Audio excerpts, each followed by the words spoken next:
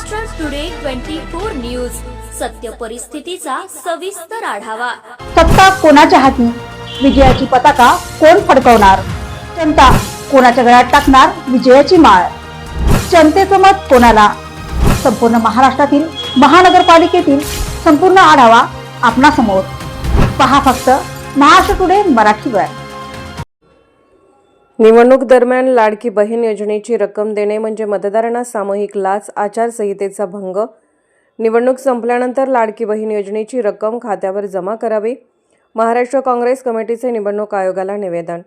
महानगरपालिका निवडणूक संपल्यानंतर लाडकी बहीण योजनेची रक्कम वितरित करण्यासाठी काँग्रेस पक्षाकडून निवडणूक आयोगाला निवेदन करण्यात आले आहे। महाराष्ट्र सरकारने लाडकी बहीण योजना नोव्हेंबर 2025 ची रक्कम डिसेंबर 2025 च्या शेवटच्या आठवड्यात लाभार्थ्यांच्या खात्यात जमा केली। राज्यातील महानगरपालिका निवडणुकीच्या मतदानाच्या आदल्या दिवशी डिसेंबर 2025 व जानेवारी 2026 या 2 महिन्याचे रुपये 3000 एकत्रित देण्याचा घाट सरकारने घातला आहे।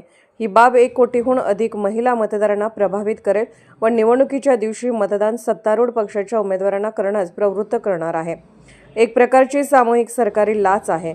आदर्श आचारसंहितेचा भंग या सरकारी कृतीने होत आहे। लाडकी बहीण योजनेला आमचा विरोध नाही। डिसेंबर 2025 व जानेवारी 2026 चे लाडकी बहीण योजनेचे पैसे निवडणूक संपल्यानंतर देण्यात यावे अशी मागणी महाराष्ट्र प्रदेश काँग्रेस कमिटीच्या वतीने करण्यात आली आहे। आमच्या महाराष्ट्राचे मुख्यमंत्री आहेत, त्यांनी आमच्या महाराष्ट्रातील सर्व महिलांसाठी लाडकी बहीण योजना ही सुरू केलेली असताना काँग्रेस पक्षाने आणि सणाच्या टायमावर आमच्या बहिणींच्या तोंडातला घास जो सणाच्या दिवशी गोडधोड करण्यासाठी आमच्या लाडक्या मुख्यमंत्र्यांनी डिसेंबर आणि जानेवारीचा हप्ता आम्हाला देण्यासाठी 14 जानेवारी दिवशी देणार होते, तो बंद करावा म्हणून त्या काँग्रेस पक्षाचा हा कटकारस्थानपणा आहे।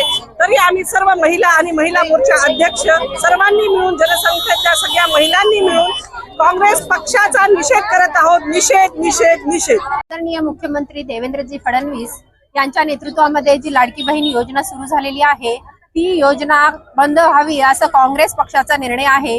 पण ह्या पक्षाच्या निर्णयाला आम्ही जाहीर निषेध करतोय। या संबंधित एवढा मोठा जनसमुदाय महिला मोर्चाचा इथे जमलेला आहे। खरं तर लाडकी बहीण योजना ही प्रत्येक महिलेच्या उदरनिर्वाहाचं एक छोटंसं कारण आहे आणि त्या महिलेचं कुठेतरी चेहऱ्यावरचं हसू आहे। बहिणीच्या आणि भावाच्या नात्यामध्ये कुठेतरी द्वेष निर्माण व्हावा या उद्देशातून हे करतायत, पण हे योग्य नाहीये। आता 14 जानेवारी हा एक प्रत्येक महिलेचा आनंदाचा सण आहे। संक्रांत हा मोठ्या प्रमाणावर या लाडक्या बहिणीच्या योजनेतून कुठेतरी उत्साहाने साजरा होतो व प्रत्येक बहिणीला गोड खाण्यासाठी मिळतं, या उद्देशाने हे लाडकी बहीण योजना आहे। खरं तर यासाठी आम्ही इथे जाहीर निषेध करण्यासाठी एवढ्या मोठ्या प्रमाणात बहिणी जमलेल्या आहोत।